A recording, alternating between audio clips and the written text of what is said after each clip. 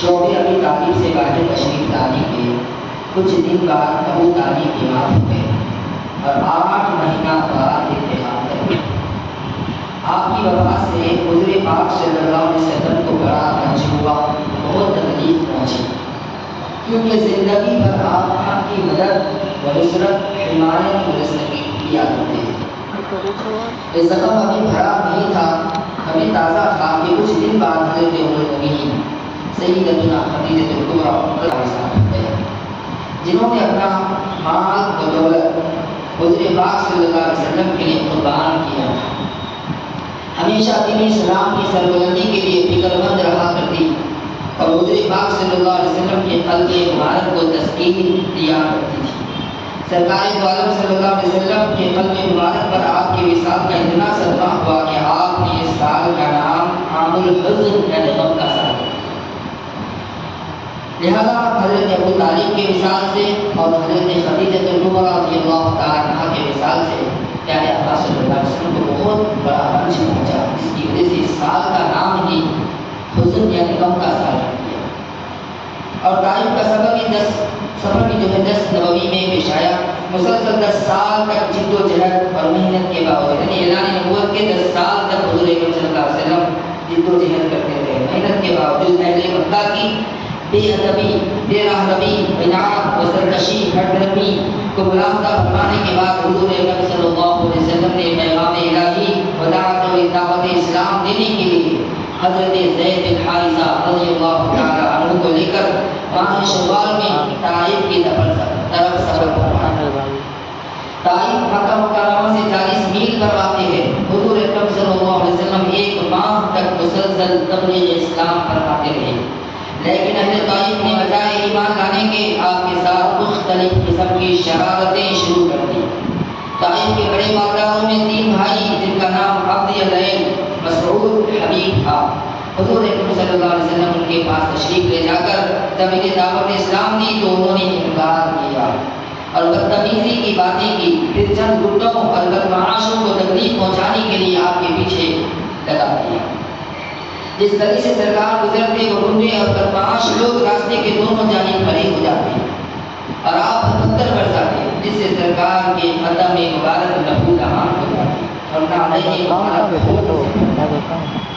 ایسے میں پہاڑوں کا فرشتہ حاضر خدمت ہوا، عرض کرتا ہے یا رسول اللہ صلی اللہ علیہ وسلم، اللہ تعالیٰ نے مجھ کو آپ کی خدمت میں بھیجا ہے، اگر آپ حکم فرمائیں تو میں پہاڑوں کو اٹھا کر ان لوگوں پر الٹ دوں گا۔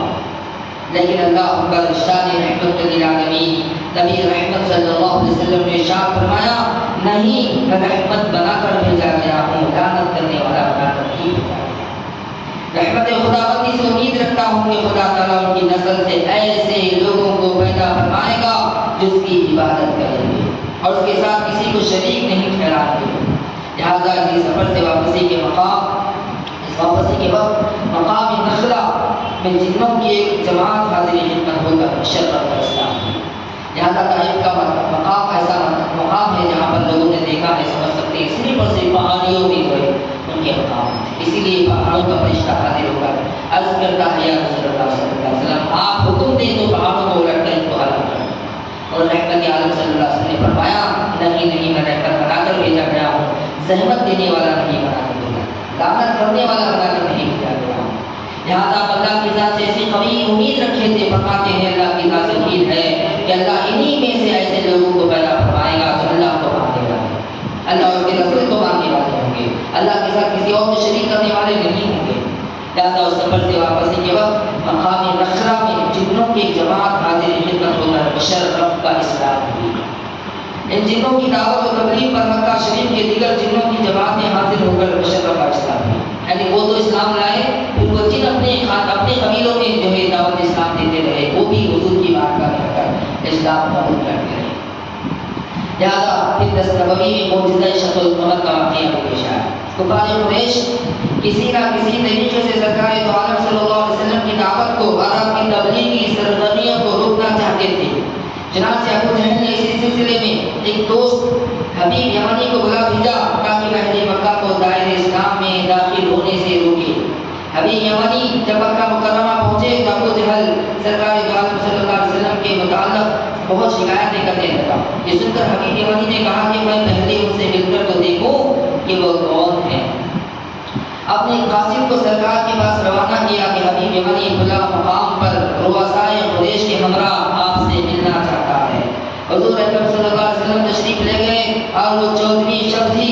حبیب یمنی نے حضور اکرم صلی اللہ علیہ وسلم سے دریافت کیا کہ آپ کس چیز کی دعوت دیتے ہیں؟ سرکار نے فرمایا اللہ کی وحدانیت کی اور اپنی رسالت کی۔ حبیب یمنی نے کہا اگر آپ نبی ہیں تو نبوت کی صداقت پر بطور دلیل معجزہ کیا ہے؟ حضور اکرم صلی اللہ علیہ وسلم نے فرمایا جو معجزہ تم چاہتے ہو وہ میں بتلانے کے لیے تیار ہوں۔ حبیب یمنی نے کہا میں 2 معجزے دیکھنا چاہتا ہوں، پہلا یہ کہ آپ چاند کے 2 ٹکڑے کر دیں، اور دوسرا آپ خود بتا دیں کہ میں کیا چاہتا ہوں۔ اللہ اکبر کبیرہ۔ اس نے پوچھا کہ ایک تو چاند کے 2 ٹکڑے کر دیں، دوسرا یہ کہ میں کیا چاہتا ہوں وہ بتا دیں۔ حضور اکرم صلی اللہ علیہ وسلم نے تمام سرداران قریش کے ساتھ پورے صفا پر تشریف لے گئے اور اپنی انگشت مبارک سے چاند کی طرف اشارہ فرمایا، فوراً چاند 2 ٹکڑے ہو گئے، یہاں تک کہ تمام لوگوں نے بچشم خود دیکھ لیا۔ پھر سرکار نے اشارہ فرمایا تو چاند کے 2 ٹکڑے آپس میں بھی مل گئے۔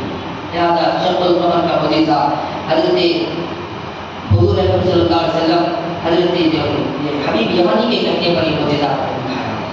حضور اکرم صلی اللہ علیہ وسلم جن پر اللہ تعالیٰ نے تمام لوگوں کے احوال قلوب عیاں کر دیا ہے، ارشاد فرمایا حبیب یمنی تمہاری ایک لڑکی، یعنی ان کے 2 شرط تھے، ایک تو چاند کو 2 ٹکڑے کرنا، دوسری جو شرط تھی میں کیا چاہتا ہوں وہ بتائیے۔ تو حضور اکرم صلی اللہ علیہ وسلم کہنے لگے اے حبیب یمنی تمہاری ایک لڑکی اندھی بہری اور لمبی ہے، تم چاہتے ہو کہ وہ شفا یاب ہو جائے، وہ اچھی ہو جائے، صحت یاب ہو جائے، جاؤ تمہاری لڑکی صحت یاب ہو گئی۔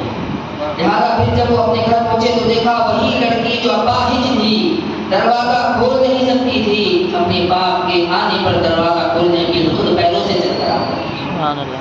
دریافت کیا بیٹی ماجرا کیا ہے؟ کہنے لگی ابا جان میں نے خواب میں دیکھا ہے حسین و جمیل نورانی بزرگ تشریف لائے، مجھے کلمہ شہادت پڑھا کر مسلمان کر کے چلے گئے اور اپنا دست مبارک میرے بدن پر پھیرا تو میں اسی وقت شفا یاب ہو گئی۔ نیک طبیعت لوگ تو حق واضح ہونے کے بعد سر تسلیم خم کر لیے، اور جن لوگوں نے اپنے دلوں کو شقاوت کا مرکز بنا دیا وہ روشن آیات وہ کھلے معجزات کے مشاہدے کے بعد بھی انکار اور مخالفت پر اڑے رہے اور دولت ایمان و سعادت اسلام سے محروم رہے۔ لہذا حضرات و سامعین حضور اکرم صلی اللہ علیہ وسلم مدینہ منورہ ہجرت فرمانے سے قبل اس کا نام یثرب تھا، مدینے کا نام پہلے کیا تھا؟ یثرب تھا، یعنی بیماریوں اور مصیبتوں والا شہر، لیکن سرکار کے قدم مبارک کی برکت سے وہ شفا اور رحمتوں والا شہر مدینہ طیبہ ہو گیا۔ لہذا اس کا نام حضور کے قدم مبارک سے مدینہ منورہ ہو گیا۔ اعلان نبوت کے وقت وہاں 2 مشہور قبیلے اوس و خزرج آباد تھے۔ ان لوگوں نے یہودیوں سے ذکر کہا تھا کہ نبی آخر الزمان صلی اللہ علیہ وسلم تشریف لانے والے ہیں۔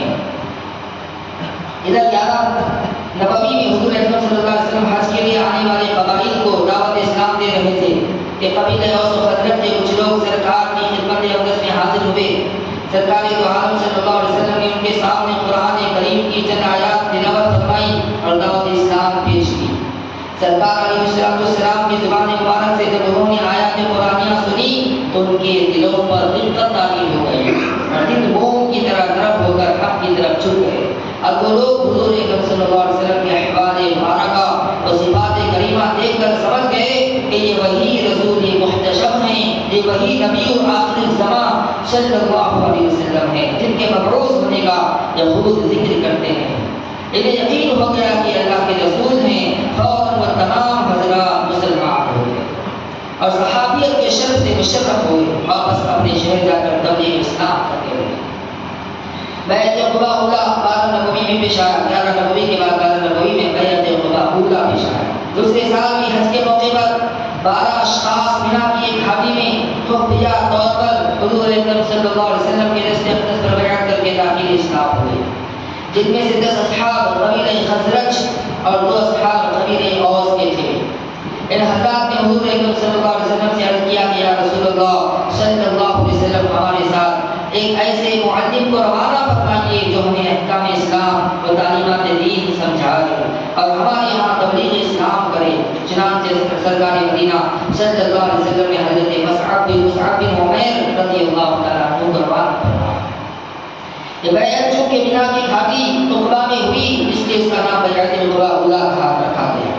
اور اسی سال ماہ رجب کی 27ویں رات حضور پاک صلی اللہ علیہ وسلم معراج شریف کے لیے اپنے جسد مبارک کے ساتھ حالت بیداری میں مکہ مکرمہ سے بیت المقدس اور بیت المقدس سے ساتوں آسمان اور ساتوں آسمان سے عرش بری اور عرش الہی سے ماورائے عرش جہاں تک رب نے چاہا تشریف لے گئے اور اللہ تعالیٰ کے قرب خاص و دیدار پاک کی سعادت سے مشرف ہوئے۔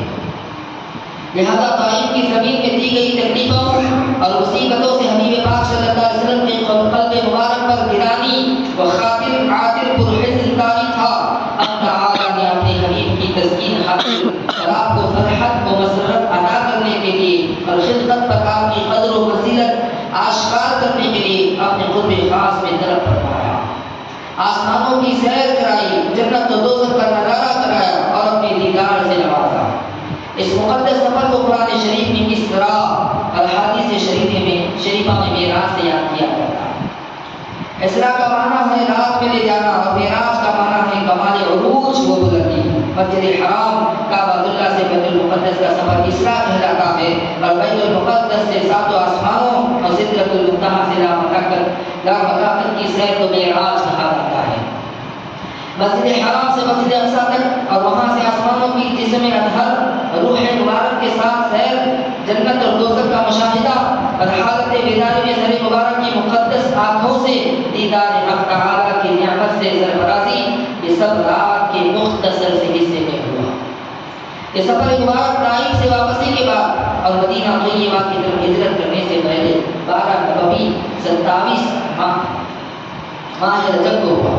اکثر علماء یہ لکھتے ہیں کہ معراج شریف جملہ 34 بار ہوئی، جس میں ایک بار روح مبارک اور جسم اطہر کے ساتھ ہے، اور جو شخص روح مبارک اور جسم اطہر کی معراج کا انکار کرے تو فاسق و بدعتی ہے۔ جیسا کہ حضرت مولا عظیم رحمۃ اللہ علیہ فرماتے ہیں، معراج حالت بیداری میں جسم اور روح کے ساتھ ہوئی، یہی اہل سنت والجماعت کا مذہب ہے۔ لہذا جو شخص یہ کہے کہ معراج صرف روح کے ساتھ ہوئی یا حالت نیند میں ہوئی تو بدعتی، گمراہ گرد اور فاسق ہے۔ لہذا سفر معراج کا مختصر ذکر دیکھیے۔ حضور پاک صلی اللہ علیہ وسلم خانہ کعبہ کے پاس حضرت ام ہانی رضی اللہ تعالیٰ عنہا کے دولت قدہ میں آرام فرما رہے تھے۔ حضرت جبرائیل علیہ السلام لاکھوں فرشتوں کے ساتھ جن کے ہاتھوں میں نورانی قندیلیں تھی خدمت بابرکت میں حاضر ہوئے اور اپنے کافوری رخسار حضور پاک صلی اللہ علیہ وسلم کے مبارک قدموں سے لگائی۔